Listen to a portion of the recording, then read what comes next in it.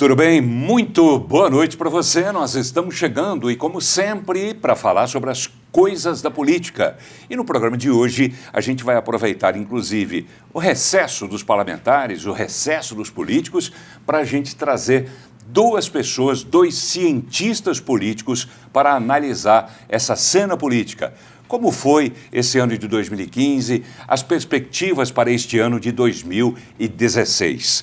Eles que já há algum tempo não vêm ao nosso programa, mas hoje nos dão prazer da presença mais uma vez. Está aqui a professora Cida Guimarães Skorupski, que é cientista política da PUC aqui de Goiás. Tudo bem, professora? Boa noite. Boa noite, tudo bem? Tudo bem, Wilson? Tudo bem, Paulo?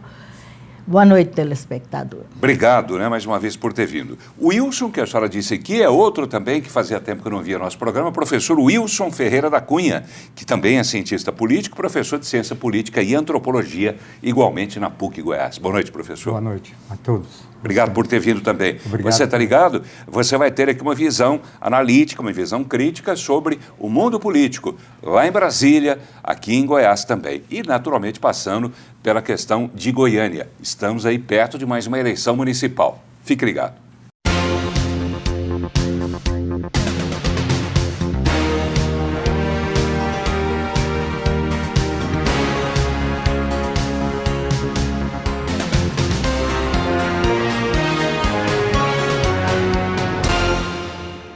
Muito bem, programa de hoje recebendo dois cientistas políticos. Esse aqui é a professora Cida Guimarães Skorupski, que é cientista política da PUC Goiás, professora de ciência política. Também está aqui o professor Wilson Ferreira da Cunha, cientista político, professor de ciência política e antropologia também da PUC Goiás.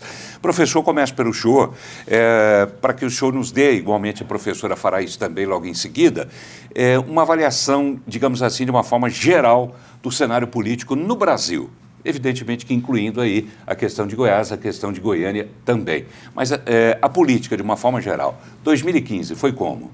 Como ver, como enxergar essa política?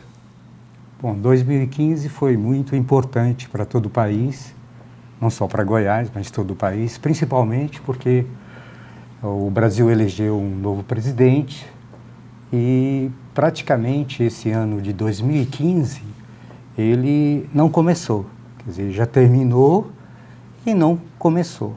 O motivo disso, o epicentro dessa crise brasileira de 2015, ele se concentra na cadeira da presidência da República. A presidência da República, principalmente em 2015, ou talvez a partir da metade do primeiro governo da presidente Dilma, começou um processo metodológico, estratégico, para desconstruir a realidade, o real do país, e em cima dessa desconstrução criar uma proposta imaginária, subjetiva, tanto que isso foi concretamente demonstrado no período antes da eleição de outubro de 2014, onde qualquer pessoa que ouvisse falar sobre o país desejaria viver num país imaginário, onde não haveria crise, o déficit público estava totalmente controlado, o pleno emprego, produção acelerada, quer dizer, era um país de maravilha. E tudo logo após a posse do candidato eleito, quer dizer, nós vimos a crise estar dentro do país e criado pela própria presidência da República. Então, paralelamente, o senhor coloca em jogo também a questão do marketing político, é isso? Sim. Quer dizer, o marketing político. E aí isso pode ser enxergado como uma forma genérica, digamos assim, quer dizer, se aconteceu como o senhor está dizendo que aconteceu lá, isso pode acontecer em todos os níveis, estadual, municipal, quer dizer, hoje em dia o marketing político é que fabrica o candidato? Nós temos que diferenciar o que é marketing político e marketing ou propaganda da política. Então, isso é uma diferença muito grande, porque se fôssemos falar da política como ciência, então nós discutiríamos os verdadeiros problemas do país. E os verdadeiros problemas começam com o caixa. Qual o dinheiro que está em caixa? E esse dinheiro vem do pagador de impostos. Ele não é uma invenção. Então, não se discutiu o que fazer com o dinheiro público arrecadado pelos contribuintes, pelo pagador de impostos. Professora Cida, eu gostaria de uma análise também da senhora, antes que a gente entre no âmbito direto da política nos parlamentos, por exemplo, eu gostaria que a senhora desenhasse um quadro da política em 2015. Olha, acho que 2015 foi um ano muito revelador. Revelador pelo fato de que o Brasil mostrou que ainda tem muito caminho para garantir uma governabilidade, né?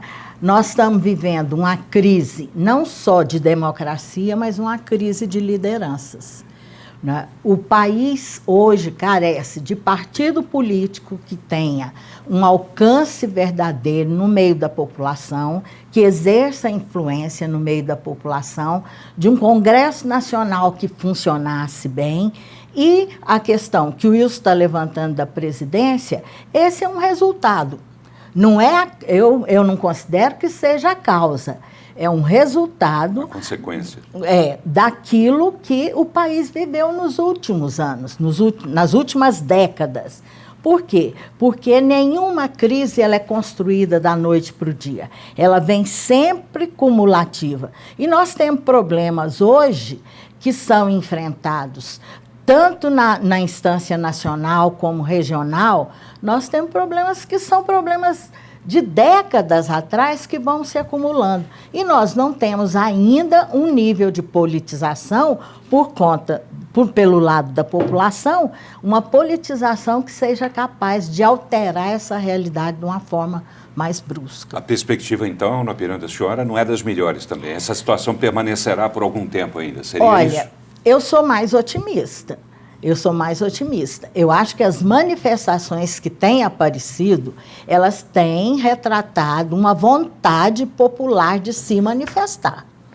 Então, a próxima eleição, agora de 2016, elas vão ser extremamente a consolidação da participação popular. Então, se na última eleição não houve um voto mais politizado, e aí é concreto, porque a composição do parlamento está muito frágil, né? Nós vamos ter nessa de 2016, que é no nível municipal, acho que é a demonstração de que o nível político avançou. A senhora falou sobre manifestações, mas essas manifestações aconteceram com muito mais intensidade lá em junho de 2013, quer dizer, um ano antes, inclusive, da eleição para governo e eleição para presidente. Ao contrário, agora, essas manifestações estão diminuindo, estão se arrefecendo. Quer dizer, as últimas manifestações, pelo menos deste ano de 2015, foram bastante menores, restritas do que as de 2013. Como é que a senhora vê isso? Porque 2013, as manifestações eram por coisas concretas. Era o problema do ônibus, era o problema da escola, era o problema do posto de saúde, que mexe com a população, e isso mexe até hoje. Todo dia a gente está vendo alguma reclamação nesse nível, né? Agora, as manifestações de 2015, elas foram manifestações mais restritas exatamente porque foram por aqueles segmentos da sociedade que são mais politizados, né? Ou contra ou a favor. Menores, então. Por isso, menor. Por quê? Porque o grosso da população, ele se manifestou na eleição. Ele deu autorização, porque o que é a eleição? É quando nós autorizamos alguém a dirigir o país, ou a região, ou o município. Mas, no caso, foi dada uma autorização. E essa autorização está complicada pela composição política mais geral. Professor Wilson, o senhor tem alguma perspectiva otimista para esse ano de 2016 e para os próximos anos também? Não tão otimista, mais realista, porque, na verdade, a presidência da República no Brasil, não só agora, mas sempre teve um caráter muito simbólico nacional. Para onde vai a presidência, vai o país inteiro. Então, nós tivemos aí já 13 anos de governo petista, que dirigiu esse país a seu modo. E é um modo, toda a população vê, principalmente nos inícios das apurações sobre corrupção a nível de governo federal, que começou logo 2 anos, 3 anos depois do primeiro governo Lula, né, com o mensalão, e avançou no petrolão. Então, isso são problemas que não dependem do eleitor e não dependem da população, depende do caráter e da honestidade das pessoas que estão dentro do governo. Então, pois é, mas essas pessoas só estão dentro do governo por causa da população que votou neles. É lógico que a população não foi obrigada a votar nesses candidatos, mas foram eles que apareceram como candidato. Então, não é a população que escolhe quem vai ser, e sim os partidos políticos. E os partidos políticos brasileiros... Mas é a população que vota, professor. Característica partidária. É a população que vota. É a população que vota, só que eles não têm característica partidária. No meio de 35 partidos políticos, eles não têm partidos, eles têm o partido de quem está ou ganha o poder, de quem está no governo. Mas as pessoas votam no partido? Isso é oportunismo. Pois é, mas as pessoas votam no partido? Eles votam nas pessoas. Nas pessoas. Porque as pessoas representam esses partidos que não têm características de propostas nacionais, estaduais, municipais, porque não vamos botar a culpa na população ou no eleitor que elegeu esse tipo de político desonesto, mentiroso, inescrupuloso. Quer dizer, o país está nessa situação graças ao poder político que eles obtiveram. Claro, o eleitor, quem que elegeu, você veja aí, principalmente a eleição da Dilma, ela ganhou no segundo turno, no segundo tempo, quer dizer, nos pênaltis. Então foi uma eleição muito apertada, a população, claro. E quem elegeu foi os bolsões, que tinham pouca informação, muito dependente de governo, da política assistencialista, populista, demagógica. Então, isso são problemas que não é que a gente pensa assim. Daí, o raciocínio político, ele deve ser factual, matemático, estatístico, e não por colocações falaciosas, quer dizer, com subterfúgio de achar, e inclusive referendar que esse é um governo que administra corretamente. Não administra corretamente. A população já está sabendo. Agora, não é o número de manifestantes que vai dizer à população, ao país, quer dizer, a quantidade de pessoas que saem às ruas, a favor ou contra. Tá bem, professor. Eu acho que a gente precisa de deixar de achar, que a população pobre, né, que é beneficiária dos programas sociais, é que garante a eleição da Dilma. Não é isso. Né? O PT tinha uma proposta política, não sou militante do PT e de nenhum partido que está aí, né, na disputa, mas o PT tinha um projeto que era um projeto de não superar, porque ninguém supera uma estrutura pela via eleitoral, mas era uma superação da desigualdade social, pelo menos num determinado patamar. E isso também, a nossa burguesia interessava isso, porque o cara que é dono do capital, ele também não interessa que as coisas sejam o pior, né? Entretanto, essa população, ela cresceu, socialmente ela cresceu, e é um reconhecimento. Então, quando ela já teve outras experiências de outros partidos que não se preocuparam com ela, quem é que ela vai confiar? Aquele que minimamente preocupou. Por outro lado, acho que essa coisa da corrupção está pesando muito. Por quê? Porque nós nunca tivemos a corrupção revelada como ela está sendo agora. Então, acho que tem um mérito de uma renovação no sistema judiciário, que está hoje botando o dedo também nas feridas, e tem uma repercussão disso na população. Mas não é porque é beneficiário dos programas sociais, não. E por isso mesmo eles são politizados. Eles sabem quem é que pôs as coisas na mesa dele. Também vamos falar de relação entre para a gente sair de Brasília também, para trazer a discussão para Goiás, porque esse bloco já está terminando, mas vamos falar do Congresso.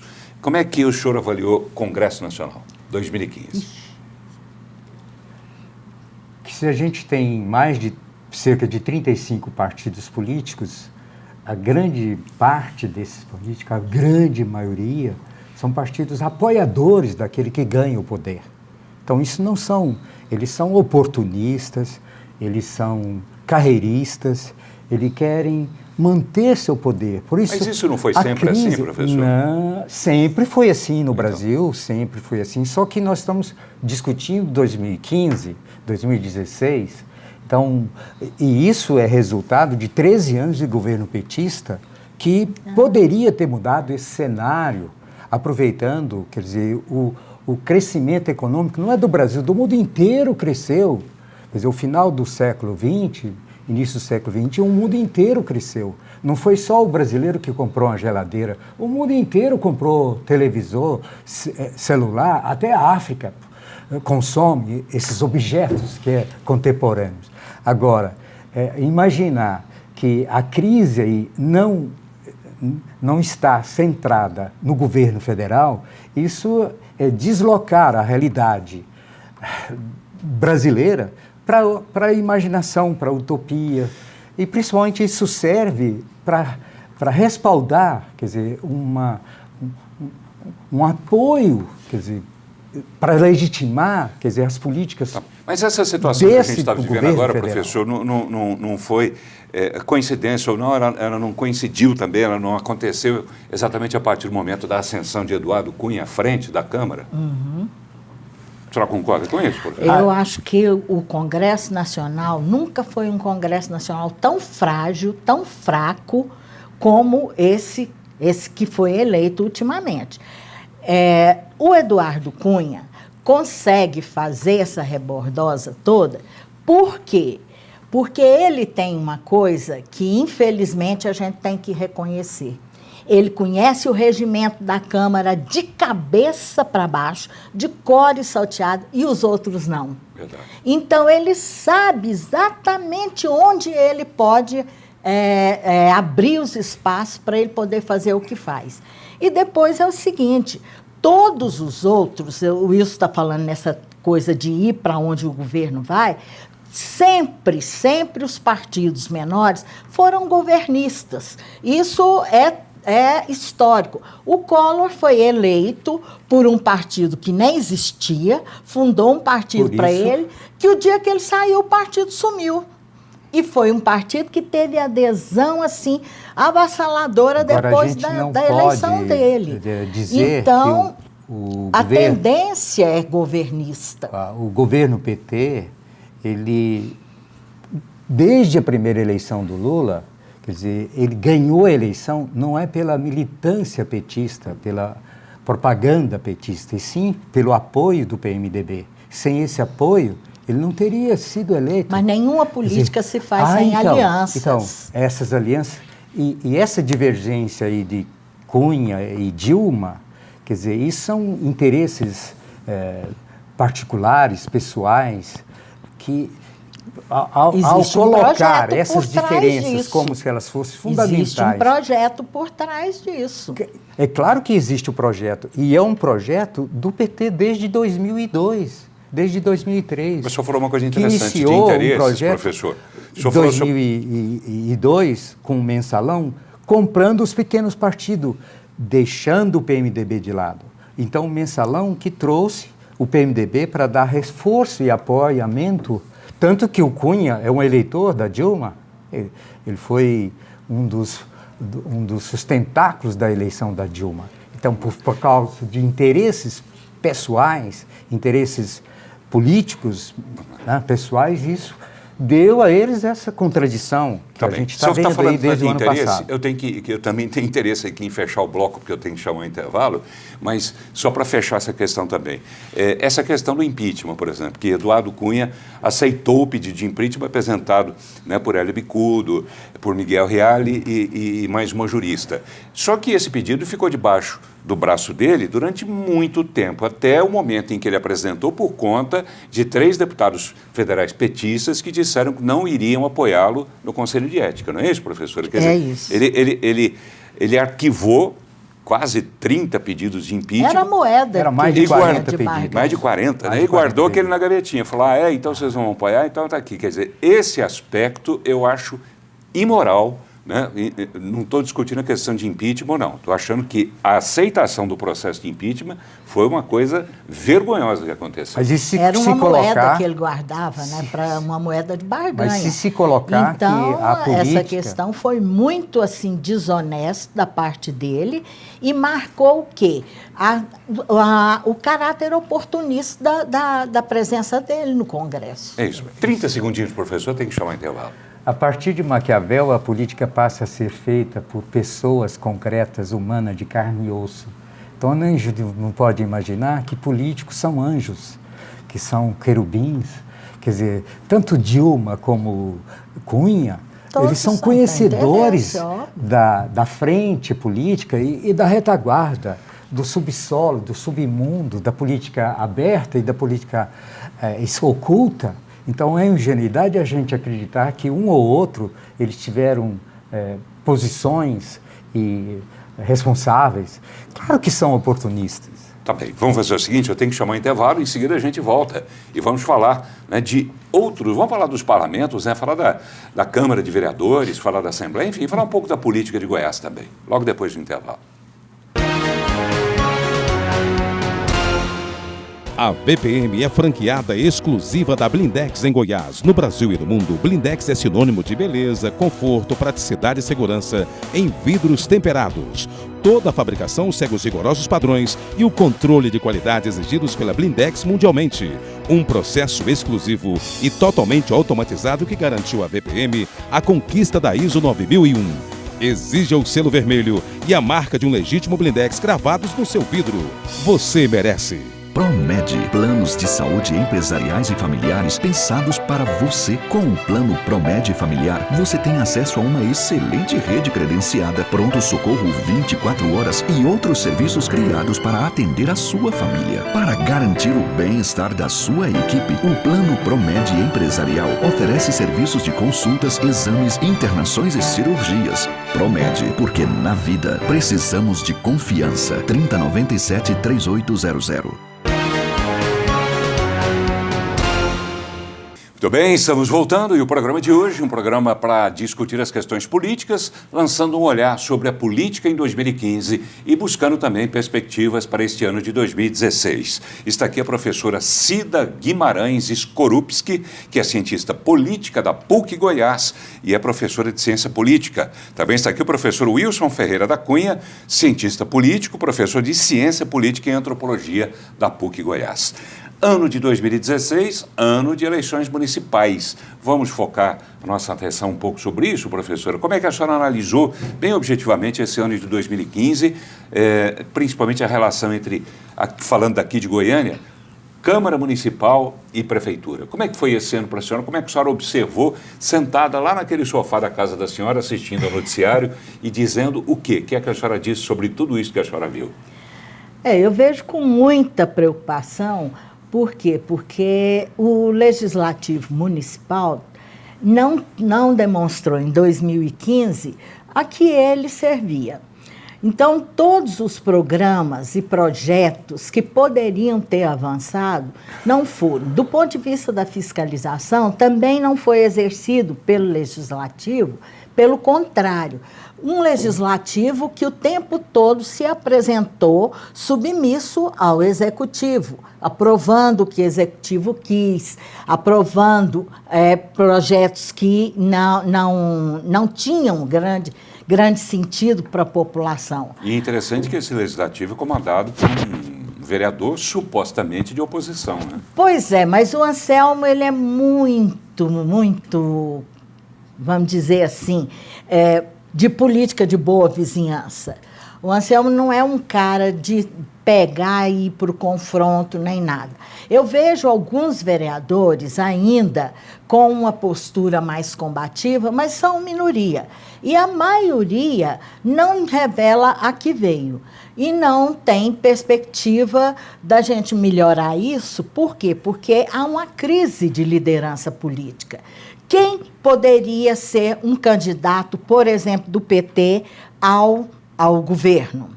Quem poderia ser um candidato do PSDB ao governo? Quando a senhora fala governo, a senhora se refere, evidentemente, à governo prefeitura. municipal, né, que são as próximas eleições.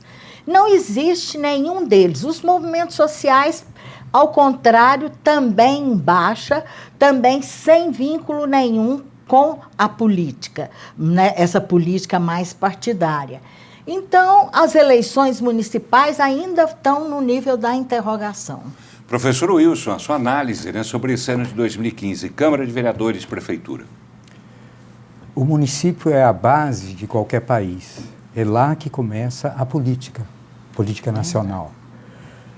Só que nós temos que ter, via município, uma pedagogia política correta, honesta, que o escrúpulo político começa nas bases. País se faz com cidades. E é a cidade que demonstra que vai governar corretamente ou não. Claro que o prefeito, principalmente o prefeito do município, assim como o governador e o presidente, ele tem que dizer a verdade. Olha, os custos são esses, o recebimento da prefeitura, do governo, do estado e do país são esses, e são essas nossas metas para essas áreas.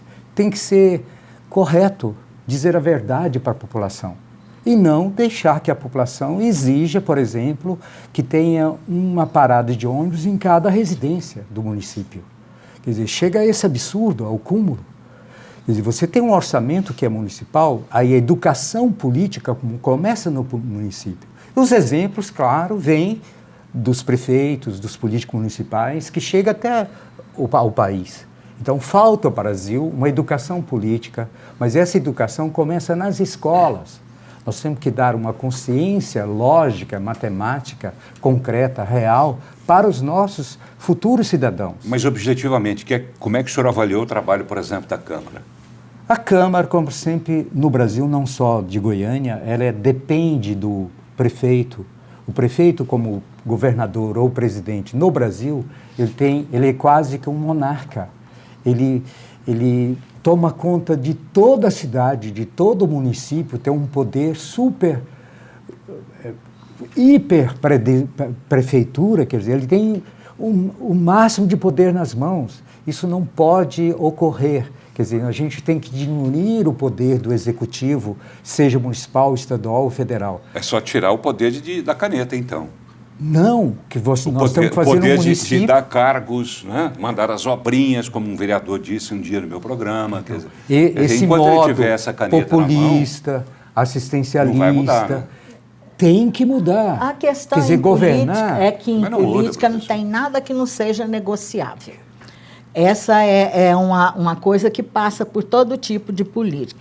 E as relações entre executivo e legislativo sempre foram permeadas por alianças e negociações que são feitas. Por quê? Porque o prefeito quer ter a maioria e ter os seus encaminhamentos aprovados. Isso por causa da Então, baixa... nesse caso, os partidos políticos precisavam, no nível municipal, serem mais fortes, terem mais vínculo com o movimento social, participar mais de um processo de fiscalização e ordenamento dos passos do executivo, para ele poder responder aos anseios do cidadão. Professor, vamos falar de fatos concretos, né, em relação à prefeitura, por exemplo.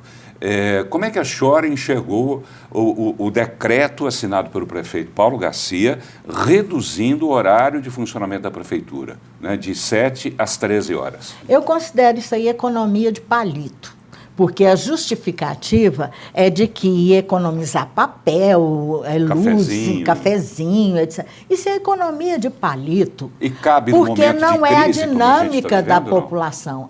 Cabe no momento de crise, como a gente está vivendo, ele economizar supostamente 7 milhões até maio desse ano de 2016? Não justifica isso, não. O que fica a desejar é a prestação de serviço para a população que acaba ficando prejudicada. Então, pensar numa redução de despesa é pensar num projeto maior, onde a estrutura administrativa possa reduzir, de fato, gastos, mas não nesse nível. A senhora falou da população, e a gente não vê, a rigor, manifestações da população. Vimos uma aqui, outra ali no início, tal, mas depois tudo se acomodou. É porque realmente ela entende que foi uma boa medida do prefeito, ou porque ela está vendo que a prefeitura aberta ou fechada é a mesma coisa, não faz falta? Não, eu vi muita manifestação contra. No início? No início. Depois parou. Agora, aqui nós temos muito essa coisa, né? A gente acostuma até com o que não é bom. Até com né? dor de dente, né? Até com dor de dente. Mas o problema é que eu acho que a população está guardando muita coisa para quando para outubro vier. É? Eu acho. E vamos esperar para quando chegar lá a gente fazer... É uma hipótese, né? Vamos ver se ela confirma ou não. Tá bem. Tem outros aspectos também, professor? Fique à vontade para comentar tanto essa questão do fechamento da prefeitura à 13h, como outras questões que foram, pelo menos na minha opinião, igualmente preocupantes. Crescimento do IPTU, né? Aumento da planta de valores, tem um monte de coisa.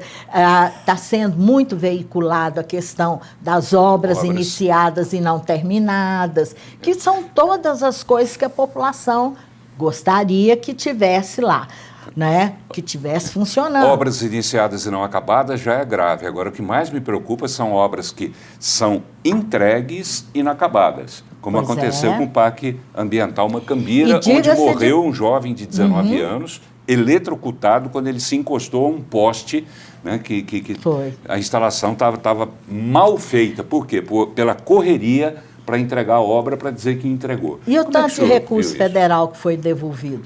Porque não deu conta de gastar, principalmente na área social.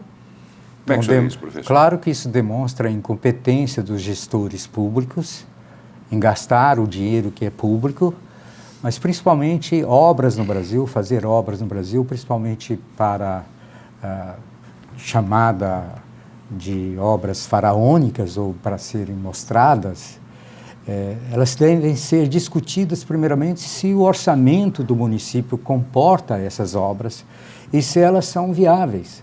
Tanto que as obras que se faz, esse exemplo dado aí, a primeira chuva levou o asfalto inteiro de uma obra do município de Goiânia. Foi no Parque Ambiental Macambira. Isso aí, isso não só se vê em Goiânia, mas em todo o país. Então, esse populismo, assistencialismo, demagogia, cujas obras são feitas apenas para mostrar que o prefeito está trabalhando. Então, isso é uma deseducação da política. Quer dizer, claro que a gente espera que o eleitor... O túnel Lava Jato, tem um discernimento. Que não serve para nada, né? O eleitor tem um discernimento na eleição. Certo? Paulo Garcia disse que vai fazer o sucessor dele. A senhora acredita? Não acredito, não. Eu acho que o Paulo Garcia, quando entrou, ele entrou já com uma herança ruim, porque ele foi visto como o cara que foi garantido pelo Iris Rezende, pelo apoio do PMDB. E não foi? Não, foi, mas eu estou dizendo, isso trouxe para ele uma carga pesada em termos da pessoa dele, né? Da militância dele, que fez com que ele se isolasse de um outro segmento do partido. Agora, ele está muito desgastado. Pode ser uma pessoa excelente como cidadão, mas como político, ele deixou a desejar. Como gestor. E quem ficar na sombra do Paulo Garcia, provavelmente não será reeleito. Como é que a senhora vê esse rompimento que houve, então, entre o PMDB de PMDBistas ligados a Iris Rezende e Paulo Garcia. No caso, Agenor Mariano, que inclusive é cotado para uma eventual candidatura de Iris ser o vice de Iris. É verdade. Quer dizer, a senhora enxerga, como alguns outros analistas enxergam, depois o professor fala sobre isso também, que com isso Iris estaria querendo descolar a imagem dele de Paulo. Ele conseguiria isso? Eu acho que ele consegue. Consegue? Porque o Iris, embora ele pessoalmente, eu acho que já não tem mais condição de candidatura, mas ele pode fazer um sucessor. Ele pode criar uma liderança, porque ele ainda tem muita penetração na população. Agora, não digo descolado do PMDB. Eu acho que essa aliança, ela nunca foi muito colada, não. Ela foi meio artificializada. Então, separar não vai trazer prejuízo para o PMDB, vai trazer prejuízo para o PT. Para o PT que perde? Como A é que gente concorda eu concordo com isso também, mas principalmente todas as eleições municipais no país vai depender da decisão a nível federal.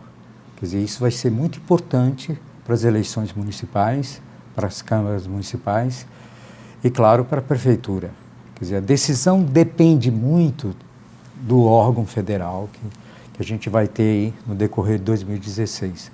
O que vai acontecer com o Brasil nesse início de ano 2016? Vamos trazer essa discussão para o estado de Goiás, então, professor? Então, desses prefeitos que hoje estão no cargo e podem disputar a reeleição, baseado, primeiro, nas dificuldades que todos enfrentam e não conseguem fazer as obras prometidas, não conseguem atender às necessidades da população.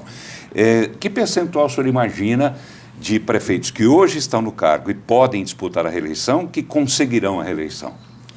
Bom, como o raciocínio é federal, o Brasil é muito federativo nesse sentido, e o governo federal, eles têm hoje praticamente todos os recursos de imposto da nação.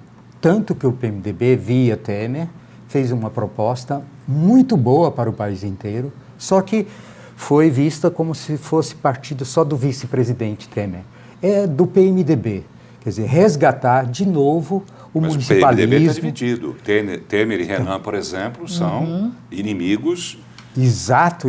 Então, odiosos. Nós estamos aí numa expectativa, no impasse, criado principalmente pelo governo federal, que vai influenciar muito, enormemente, nas eleições municipais.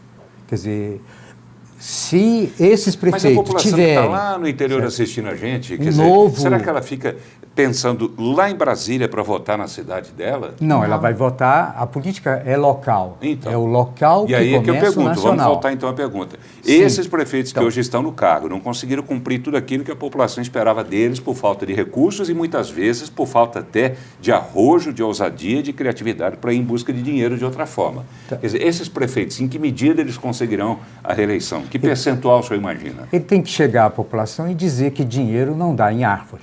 Quer dizer, se o município está pedinte, carente, de pires na mão, quer dizer, ele tem que mudar a estrutura política federal. O pacto federativo tem que ser inovador. Mas hoje quer dizer, nós temos maioria no interior de PSDB e PMDB. Né? Que são os partidos que estão, de Goiás. Que estão... PT, o PT sempre foi irrisório em termos de... O PT desidratou, na verdade, né? De prefeitura. Então, o que vai acontecer? Vai depender do posicionamento do governador Marconi para emplacar uma boa parcela do PSDB de novo. Seja os atuais, sejam novos candidatos, vai depender muito dele. E o PMDB vai depender da correlação de forças local.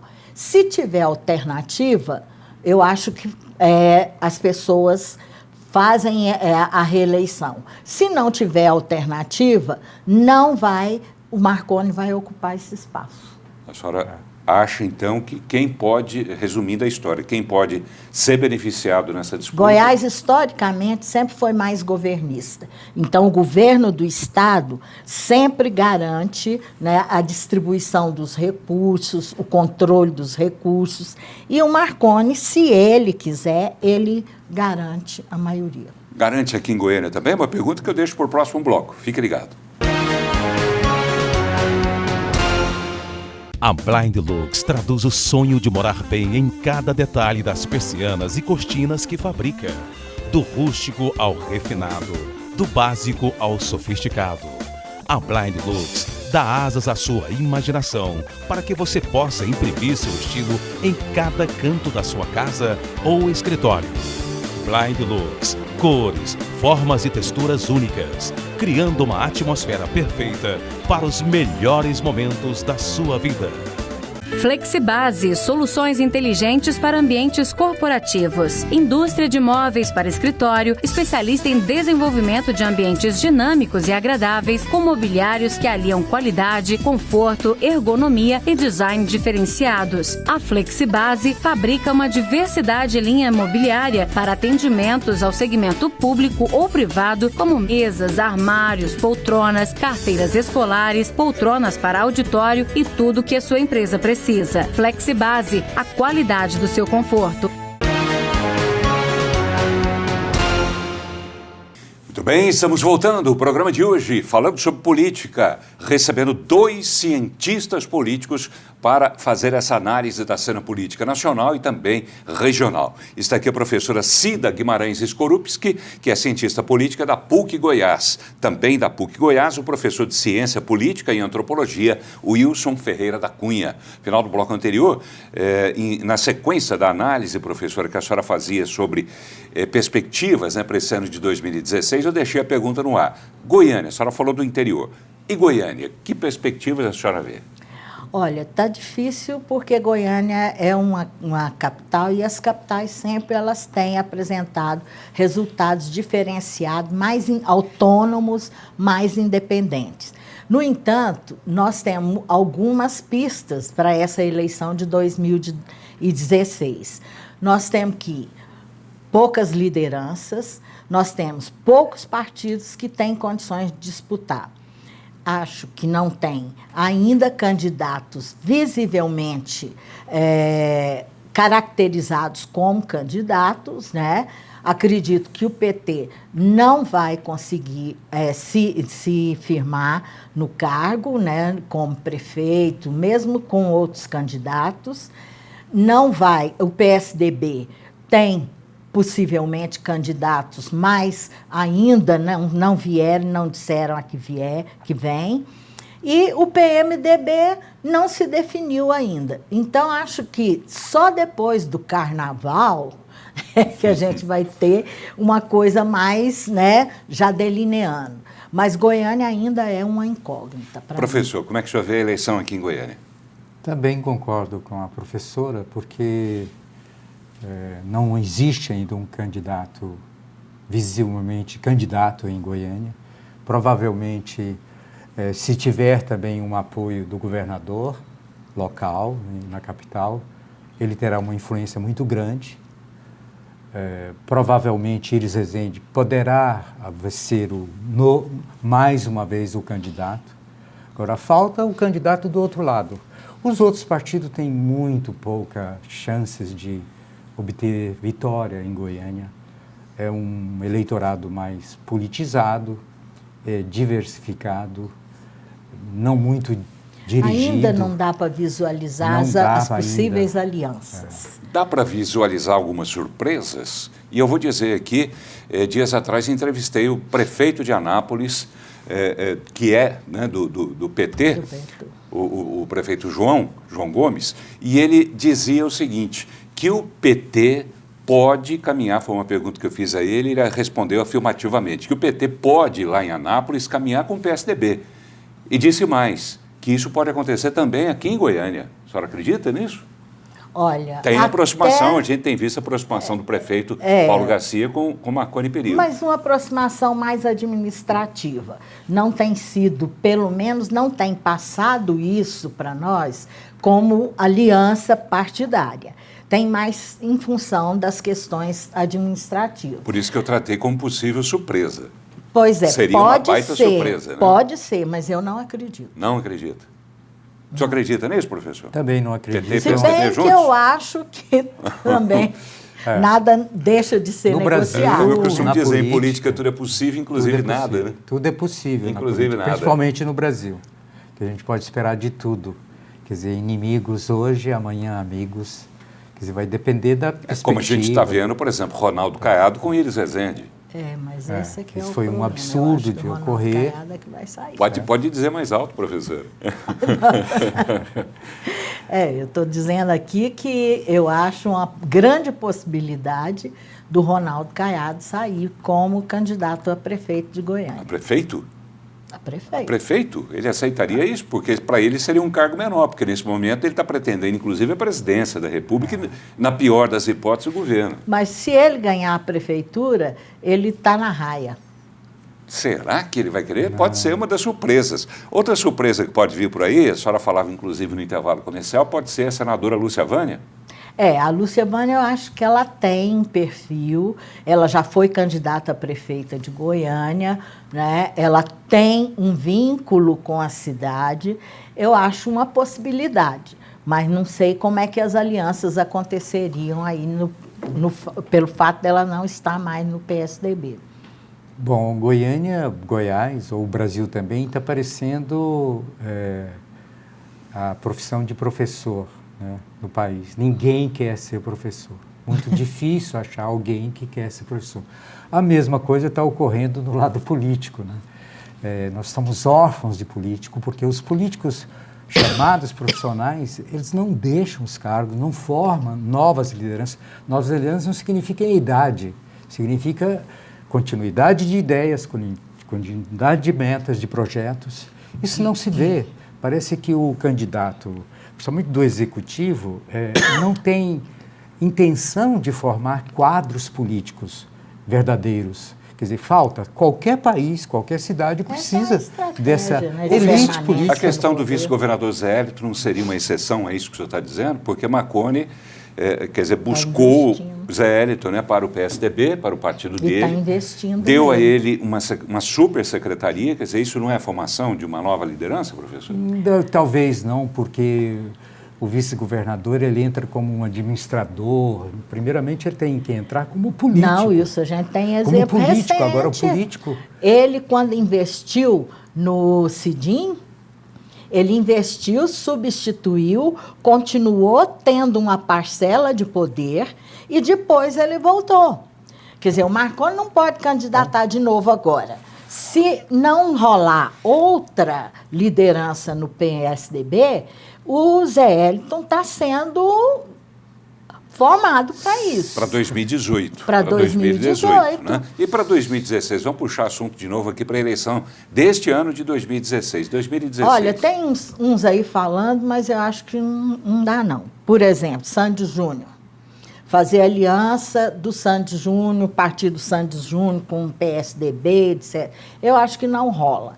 Eu acho a maior possibilidade ou é fechar com a Lúcia Vânia ou é ter um candidato próprio do PSDB. Que pode ser, neste momento, dizem, ou Giuseppe Vecchi com alguma vantagem sobre Fábio Souza, ambos deputados federais. Quer dizer, os dois estariam no páreo nesse momento, até porque Jaime Rincon, presidente da GETOP, né, disse que não é pré-candidato, então ele, pelo menos nesse momento, está fora da disputa. Então ficaria entre os dois. O Vecchi, depois da eleição, ele sumiu.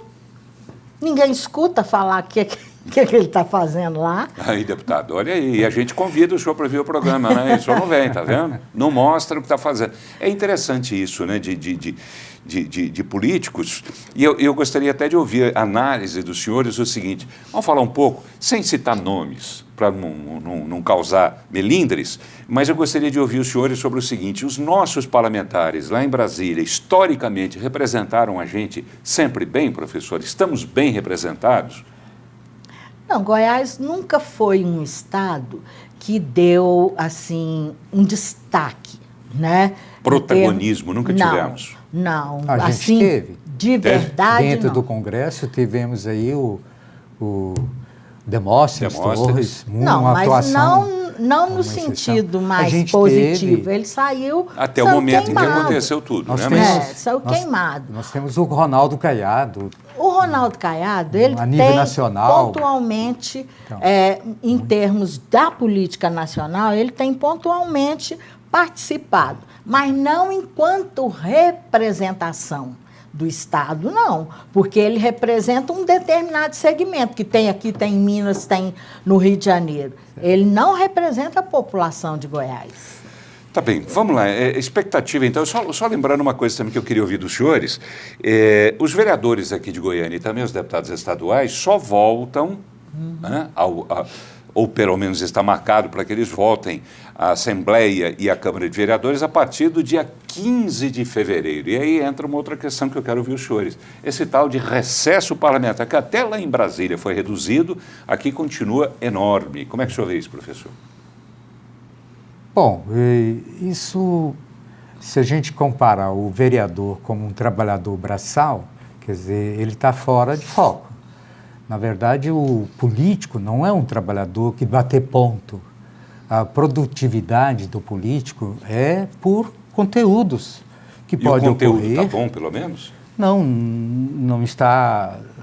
falta muito, né? Falta muito. Isso não é só em Goiânia, mas no Brasil inteiro.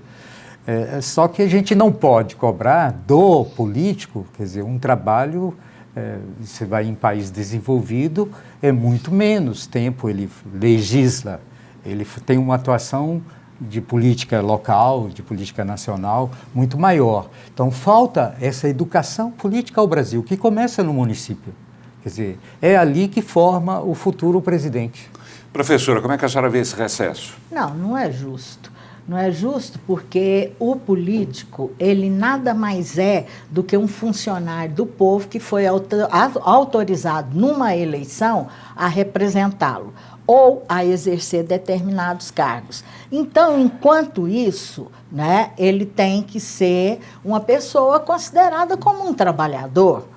Então, essas regalias acabam trazendo a oportunidade de desvirtuar o papel do político. Então, acho que menos, né? Uma parte. Pois não. Porque a ciência política tem dados estatísticos sobre a produtividade do vereador. Se você pegar a produtividade dele durante a legislatura dele, olha, 85% dos projetos apresentados são irrelevantes. Não tem nenhuma importância. São pêsames, troca de nome de ruas, congratulações, quer dizer, questões que beneficiam ou não o município, não chega a 12%, 15%. Então, não é a permanência dele dentro da Assembleia, dentro da Câmara Municipal, e sim a produtividade. Quer dizer, é muito pequeno, certo? Então, a legislatura brasileira, municipal, mesmo estadual ou federal, é muito restrita. Quer dizer, a gente tem que ter uma educação política, a cultura política melhorada. Falando em tempo também, a gente está falando do tempo do recesso, quero ouvi-los também sobre uma modificação que já entra agora em prática na eleição de 2016, que é o tempo reduzido, né, de 45 dias para a propaganda política no rádio e na televisão. Isso favorece quem, professor? Favorece os partidos maiores e aqueles que têm, né, de fato, já uma participação mais consolidada. Uma visibilidade já estabelecida, eu né? não sou contra, não, porque os programas políticos, de propaganda política, têm sido de um nível muito ruim. Então, assim, eu vejo todos porque eu quero saber o que essa gente está falando, né? Mas ter candidato, o partido não faz uma avaliação prévia e deixa o candidato falar o que quer. E não fala o programa do partido, não fala uma proposta do partido. Então, reduz isso aí, porque priva a gente de certos vexames. Eu duvido até que eu acho que no máximo que uns 10% dos políticos filiados, né, sabem o conteúdo do programa do partido. Não sabem. Até porque também, eu já conferi, já li vários, são todos iguais, né, professor? Todos iguais, e todos são promessas. Todos. Ele quer o bem do município, eles confundem papel do executivo com o legislativo. Então, fala, eu vou trazer a segurança pública. O legislativo não executa nada. Então, né? Ele não sabe. Mas tem gente que é eleita a custa de promessa da segurança pública. É isso que o partido precisa dar uma peneirada antes para privar a população dessas bobagens. Então vai ser muito bom para os ouvidos, né? Para o telespectador, vai diminuir o tempo. Quer dizer, perdido que ele tem em outros entretenimentos na TV. Mas de ele tem qualquer que ir forma, mais no cara a cara, sabe? mas de qualquer forma ele vai ter que ir às urnas, ainda que seja para anular o voto ou para votar em branco, seja lá o que for. Ele tem que saber se ele vai votar em alguém ou não. A senhora tem expectativa de quê, professora, para a gente já encerrar? Nessa eleição de 2016, qual o recado que a senhora entende que será dado pelo eleitor nas urnas? Duas coisas. Eles querem aquele vereador que de fato apresente projeto e o prefeito que de fato faça alguma coisa. Mas ele tem que demonstrar isso no currículo dele. Agora, o problema vai girar em torno de duas questões.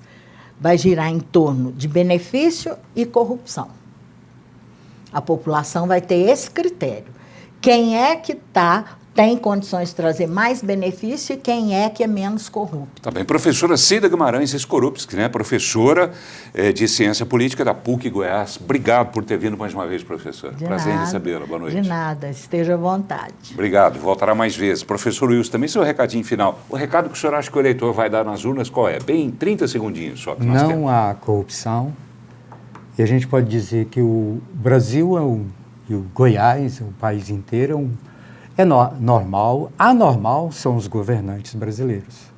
Quer dizer, isso que a gente tem que colocar claro nas futuras eleições. Tá bem. Professor, obrigado mais uma vez também por ter vindo.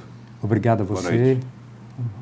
Bom 2016 para todos. Tá bem. Obrigado a você também, né? E bom 2016 para você também. Que o ano seja maravilhoso e que você aproveite, né, para se informar mais ainda sobre a questão política. Não diga nunca que você não gosta de política. Por mais que você não goste, faça como disse a professora. Assista para saber o que eles estão dizendo. E mais do que isso, depois da eleição, confira o que eles estão fazendo. Seja um fiscal deles. Tá bem? Grande abraço para você. Uma boa noite.